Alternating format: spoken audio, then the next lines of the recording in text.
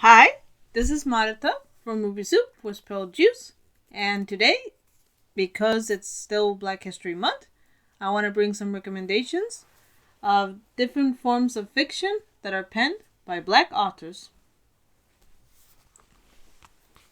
The first thing that I want to recommend is a poetry collection, Life on Mars by Tracy K. Smith. Tracy K. Smith is a poet laureate, and this collection, Life on Mars, came out in 2011. It is her third collection, and when it was published, it was awarded the Publisher Prize. This collection, as the name suggests, tackles a lot of space stuff. It kind of explores the universe and planets and all that means when it comes to thinking of oneself in an existential way. It also has a lot of references to pop culture, like there's one poem that is specifically inspired by a David Bowie song. But there's also some poems in here that are political. There's one poem that has a section that discusses the Abu Ghraib scandal that was going on at the time. And there's also a much larger poem that is about hate. And inside of that poem, there's segments where she talks about real life hate crimes that had happened. Especially, there's like a very moving section where she takes four people of color that were killed by white supremacists, and she has these people write fictionalized cards. It's really moving. When I was at the John F. Kennedy airport a few years ago, then I was reading this collection there, and despite that I was in public, I started crying because the poem was very moving, and it was just so, especially that segment about the fictionalized postcards just really got to me. So definitely check this out. It's got all sorts of different kinds of poems in here. Some are political, some aren't, and I think her language is also really interesting, and she does a really fun play on words. The next thing I want to recommend is some comics. Specifically, comics by Aaron McGruger. Aaron McGruger is perhaps most famous for being the creator of the TV show The Boondocks, which followed a black family, the Freemans, who moved to a white suburbia, and it mostly focused on the 10-year-old Huey, who is like one of these like really radical, very leftist activists, and it was about his misadventures trying to enlighten the world, bring the revolution about, and it kind of tackled a lot of really topical issues. But before it became a TV show, then the Boondocks was actually a weekly comic strip in newspapers. And I just have to say, like, off the bat, that I think that while I do like the TV show quite a bit, it's one of my favorite TV shows of all time. I think that the comics are a little bit underrated, and I kind of want more people to discover the original format. There's about 5 volumes, but my personal favorites is The Boondocks, A Right to Be Hostile, and Public Enemy Number 2. The comics are very similar to the TV show. They follow the same characters, and there's the kind of the same idea of Huey trying to make the world a better place. This collection kind of follows Huey's conquest on trying to make pop culture better, on trying to get better representation for Black Americans. And there's also stuff in here about body image. Huey has a neighbor called Jasmine who kind of struggles with her self-image, and that's very interesting about how they talk about her relationship to her hair and her body. And there's also stuff in here about friendship and family, and it's really funny and it's really engaging. I recommend it. Public Enemy Number 2 is very similar to A Right to Be Hostile, but this has a little bit more of a recurring theme throughout the whole album. These comics were actually written during the Bush era in America. And while this collection has a little bit similar themes to the one I talked about before, this one is very much focusing on the struggles and the things that were going on in America during the years when George Bush was president. And I think like the best stories, in my opinion, are always those that talk about timeless issues, like this one does. It talks about moral dilemmas and race and pop culture, but it also talks about things that were very specific for the time. And this comic, almost like a document of what it was like to be an American, or what it was like to be even Black American during the early 2000s. It's really interesting, and I think like it's also very timely now, was that the political situation in America is again a little bit not so good. So this is actually a good reminder of that the fight always continues. I also just really quickly want to recommend another comic that he wrote called Birth of a Nation. The reason why I want to recommend this comic is because, without giving too much away about the plot, then this comic is interesting in that it is one of these rare political satires that is actually really feel good and has a happy ending.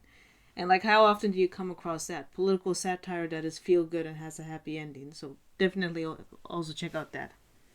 Another writer that I want to recommend, who is you probably have heard about her, Jamaica Kincaid. Jamaica Kincaid was born in Antigua, that is a small Caribbean island, and she has written short stories, and she has written nonfiction, and she has written novels. The book that I want to recommend is My Brother. This is a memoir about her brother, who was diagnosed with AIDS and eventually died. She writes about what it was like to go back to Antigua and to meet her mother and to meet her brother. She talks about her brother having this disease and what it was like when he was dying. It's interesting because she also shows her brother being very unlikable and kind of being often very cruel, especially towards women. And this book is interesting in that it's at the same time as it's showing him being unlikable, it's also showing just how tragic it is that he is dying. And there's like a real pathos when Jamaica is talking about trying to relate to this brother that she's not very close to and him kind of fading away. This book also deals a lot with Jamaica's relationship with her mother, and her mother was very emotionally abusive. Jamaica talks a lot about what it's like when she tries to confront her mother about this, and the mother doesn't want to like own up to anything that she's done, and she just kind of continues putting Jamaica down. And it's a really heartbreaking depiction of a very broken mother-daughter relationship. But I think, like, these kinds of stories of toxic parents, they're really important. There's a lot of children that actually have very toxic parents, and this kind of literature that reminds these young people or these children that they're not alone. So check that out. It's also a really beautifully written memoir. Jamaica Kincaid is a great author, so check that out. And the last recommendation that I want to do is The Deal Breaker by Edwin de Thandikat. You guys might have heard that a few months ago, our president, Donald Trump, he referred to some countries as shithole countries. And one of the countries he was referring to when he said that was Haiti. Edwin de Thandikat is a Haitian American author. She has written several novels and also short story collections.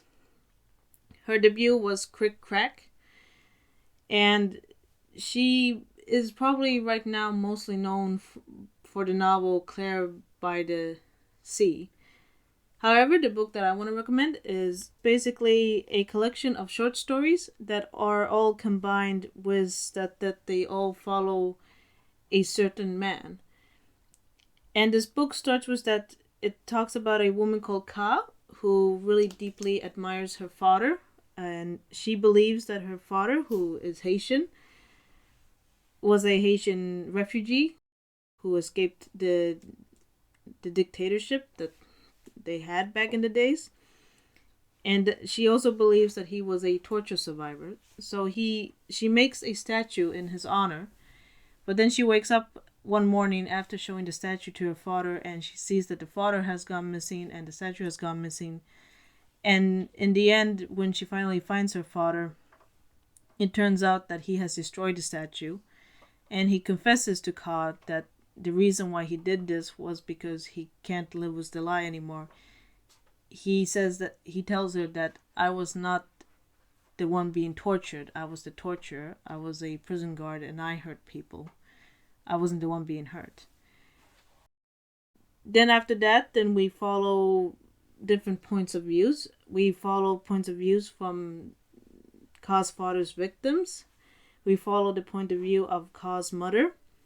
And we follow the points of views of some neighbors that Ka has. But they're all Haitians and they're all Haitian immigrants.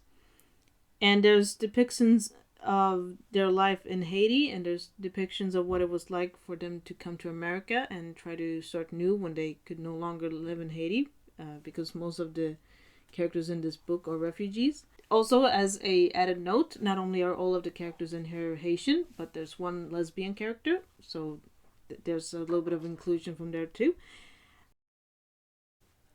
And the reason why I wanted to talk about this book is because it's really important to listen to other people's stories, because it's so easy to judge other countries that you don't know anything about, that they're shitholes or that they're not good. Despite that this is an incredibly sad book and there's really sad moments that happen in this book, I just totally fell in love with Haiti, and I just totally fell in love with Haitian culture and the people. And I think it's really hard not to fall in love with Haiti when you read this book. So I think that this is a really important book. Pick it up, read it. It's just fantastic. I would also like to just quickly say that I am aware that the shithole comment that the president made was also about African countries, and I have actually blogged about a lot of African literature written by African women. I'm gonna leave some links below, so please check them out. Those were my recommendations for Black History Month. Have you guys read any of these books or these comics? Do you guys have any books written by Black authors that you would like to share with me? I would love to hear your thoughts. Comment down below. If you like this video, click the like button, subscribe, and I'll talk to you all later.